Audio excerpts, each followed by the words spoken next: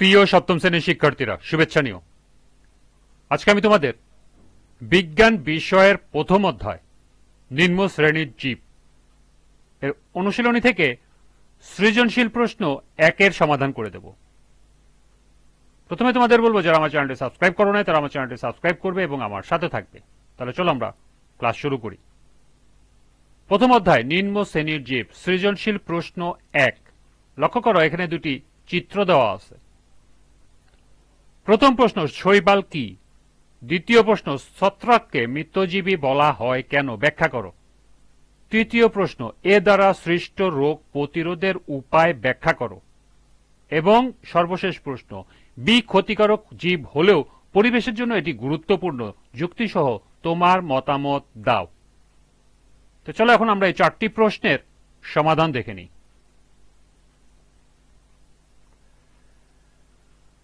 প্রথম প্রশ্ন ছিল শৈবাল কি? শৈবাল জলজ সুকেন্দ্রিক এককোষী বা বহুকোষী জীব, যারা সালোকসংশ্লেষণের মাধ্যমে শর্করা জাতীয় খাদ্য প্রস্তুত করতে পারে। এদের দেহ মূল, কাণ্ড ও পাতায় বিভক্ত নয়। এরা বাতাসের নাইট্রোজেন গ্যাস সংবহন করতে সক্ষম। এরা সবাত শ্বসন পদ্ধতিতে খাদ্যবস্তুর জারণ ঘটায়। পৃথিবীতে বহুল প্রকারের শৈবাল জন্মে। এদের কতগুলো এককোষী, কতগুলো বহুকোষী।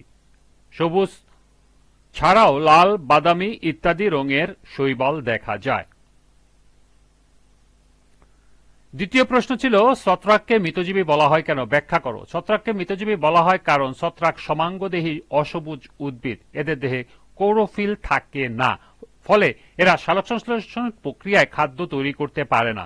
যে সকল উদ্ভিদ গলিত ও পচা উদ্ভিদ বা প্রাণীর দেহাবশেষ অথবা অন্যান্য জৈব পদার্থ যেমন গোবর, ভিজে কাঠ, ভিজে চামড়া ইত্যাদি পচনশীল জৈব পদার্থ থেকে পুষ্টিরস শোষণ করে, তাদেরকে মৃতজীবী বা স্যাপ্রোফাইট বলে।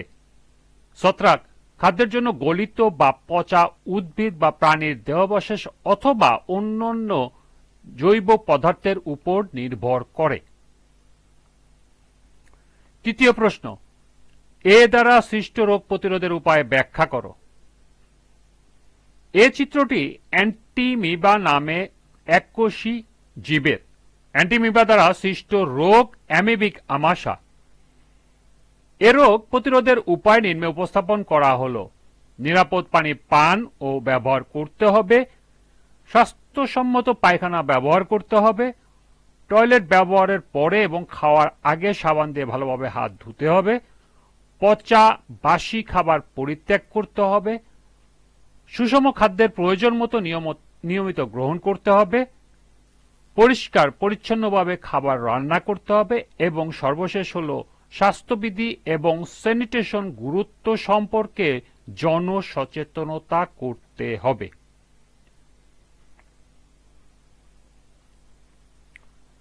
সর্বশেষ প্রশ্ন ছিল, বি ক্ষতিকারক জীব হলেও পরিবেশের জন্য এটি গুরুত্বপূর্ণ, যুক্তিসহ তোমার মতামত দাও। বি চিত্রটি অণুজীব ব্যাকটেরিয়ার। ব্যাকটেরিয়া ক্ষতিকারক জীব হলেও পরিবেশের জন্য এটি গুরুত্বপূর্ণ কারণ ব্যাকটেরিয়া থেকে কলেরা, যক্ষা, টাইফয়েড প্রভৃতি রোগের প্রতিষেধক টিকা তৈরি করা হয়। ব্যাকটেরিয়া থেকে পেনিসিলিন, স্ট্রেপ্টোমাইসিন নামক প্রভৃতি গুরুত্বপূর্ণ অ্যান্টিবায়োটিক ওষুধ তৈরি করা হয়। এরপর হলো, মৃত জীবদেহ এবং আবর্জনা পচন প্রক্রিয়ার মাধ্যমে জৈব সার ও জৈব গ্যাস প্রস্তুত করতে সাহায্য করে থাকে। পাক থেকে আঁশ ছাড়াতে ব্যাকটেরিয়া সাহায্য করে। দই তৈরি করতে ব্যাকটেরিয়ার সাহায্য নিতে হয়। কফি, চা, তামাক সহ প্রভৃতি প্রক্রিয়াজাতকরণে ব্যাকটেরিয়া ব্যবহার করা হয়। ভিনেগার, ল্যাকটিক অ্যাসিড, অ্যাসিটোন প্রভৃতি রাসায়নিক দ্রব্য প্রস্তুত করার জন্য ব্যাকটেরিয়া ব্যবহার করা হয়।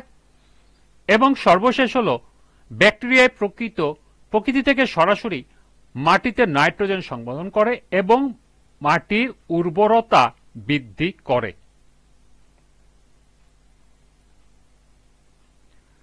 এই ছিল এই 4টি প্রশ্নের সমাধান। আজকের ক্লাসটি এ পর্যন্তই।